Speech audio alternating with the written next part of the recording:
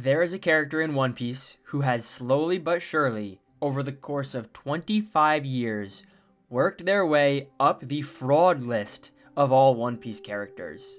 A character that is both one of the most anticipated, yet also one of the most hated characters in the entire series for their unique involvement, or lack thereof, in the story. A character who very oddly fits into the puzzle, the father of our main character, the son of the hero of the Marines. I'm referring to Monkey D. Dragon, head of the revolutionaries, the world's most heinous criminal.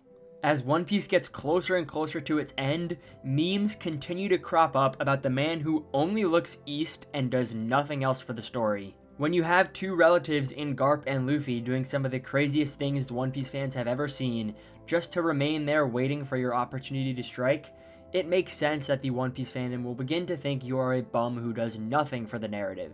And although I love this dogpiling on Dragon because I think it's the funniest thing ever, relax, Dragon fans, this video is a defense of Dragon. Today we're going to be talking about why a character like Dragon is necessary for the end of One Piece, and why everything Dragon has done thus far is not him being a fraud, but instead important for his impact on the final war. If you enjoyed this video, make sure to like and subscribe. Leave a comment what you think Dragon will finally do when he gets off of his desk, and let's get into it. Now, I know this might be out of order, but because this video is a defense of Dragon, a reason why his role in One Piece is extremely imperative, I want to start with two glaring mistakes that I think Oda has made with Dragon that caused all of this unrest and dogpiling onto his character. The first mistake is something that differs between him, Luffy, and Garp.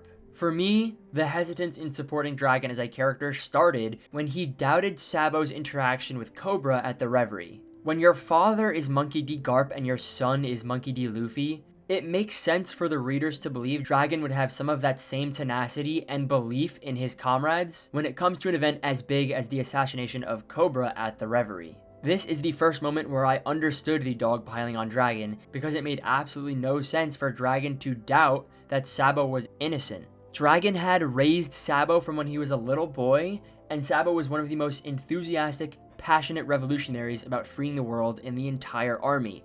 For Dragon to have even a sliver of disbelief that Sabo would go and kill Cobra, in my opinion, is extremely unrealistic and uncharacteristic of someone with the Monkey D name. And mistake number two is that I think Oda has done a pretty poor job displaying the anguish of Dragon's decisions. We are going to get into this later in the video, but I think there is a very important reason why Dragon has not acted yet. However, during the times where Dragon should have acted but had to reluctantly choose not to, for example the kidnapping of Ginny or the kidnapping of Kuma, Oda has done a poor job showing Dragon's inner anguish. In my opinion, I think it's very clear that Dragon wants to go save these people and is hurting at the fact that he cannot go save his comrades, but Oda doesn't show us that at all. In these situations, Dragon seems like a cold, calculated killer who doesn't care about the death of his comrades for the sake of his cause. And while maybe the cause is the most important to him, I think it would give Dragon a little bit of a better light if Oda would do us a little bit of a service and show us his anguish for these decisions.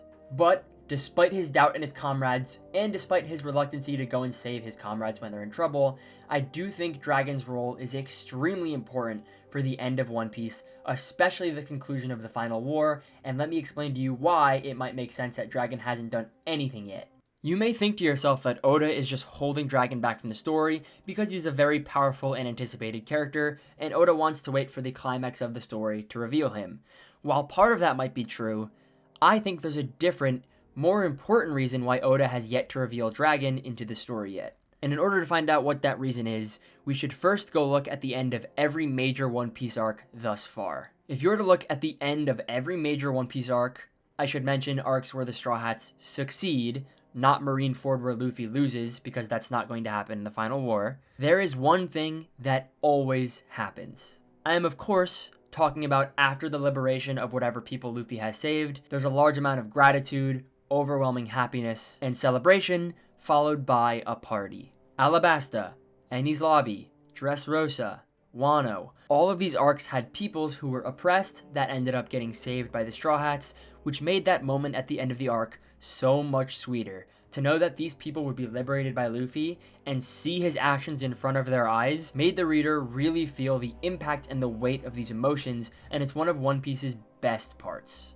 So with that in mind, let me pose the question, what will the end of One Piece look like?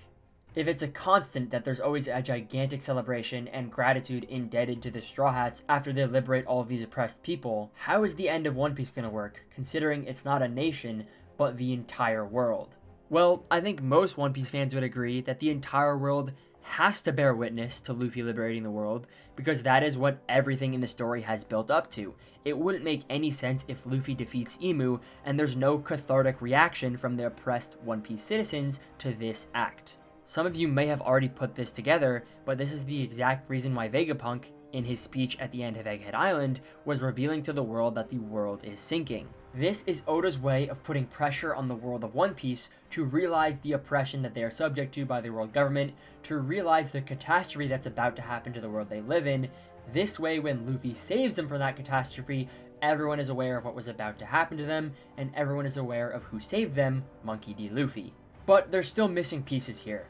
The world is sinking, everybody knows the world government is probably the main oppressor of the entire world, they're waiting for a liberator to come save them from this insane natural disaster. But if all of these oppressed people are going to watch Luffy liberate them and defeat Imu, how are they going to come see this happen? It's the entire world. Well, again, I'm sure you've put it together already, but that's what this video is about.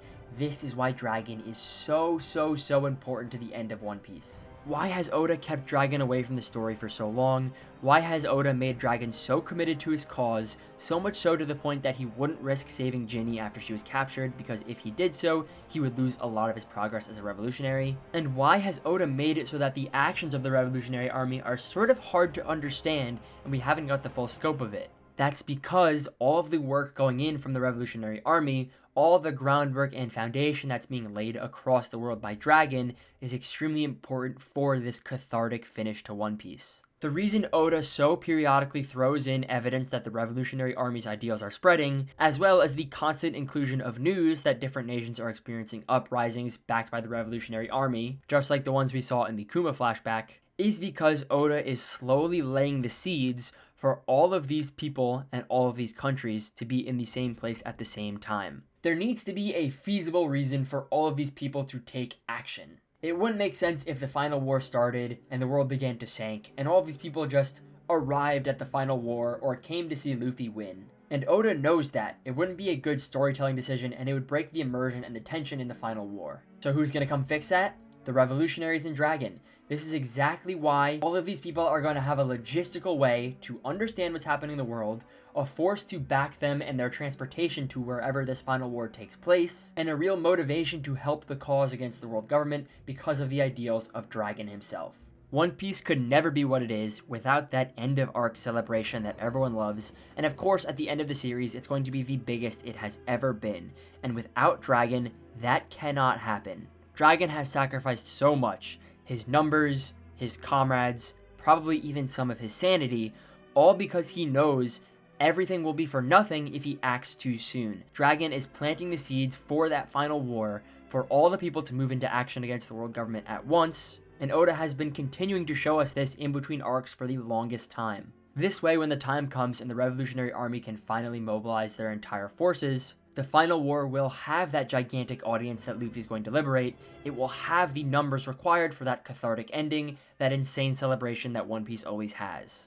I think people are waiting for Dragon to be this badass character because he's Luffy's father, but I think his role has always been supportive. I think the purpose of Dragon is going to be understanding that his son is the one that's going to liberate the world as the chosen one, the sun god Nika, and act as a supporter to that cause. Dragon's going to bring the global audience. That has been his role all the way from his introduction. Oda has understood that Dragon's purpose in the entire story would have to wait to the very end of One Piece to make sure it gets that grand conclusion, that cathartic finish that everyone has been waiting for over 25 years. Without Dragon's groundwork and foundation in the deep roots of One Piece, the end would never feel as satisfying as it's going to feel. Thank you so much for watching this video all the way through. If you enjoyed, I'd really appreciate it if you could like and subscribe. Leave a comment about what you feel about Dragon. Is he going to play this role perfectly? Is Oda going to continue to make mistakes with his character? How is everything going to end up? I'm super curious to see what you guys have to say.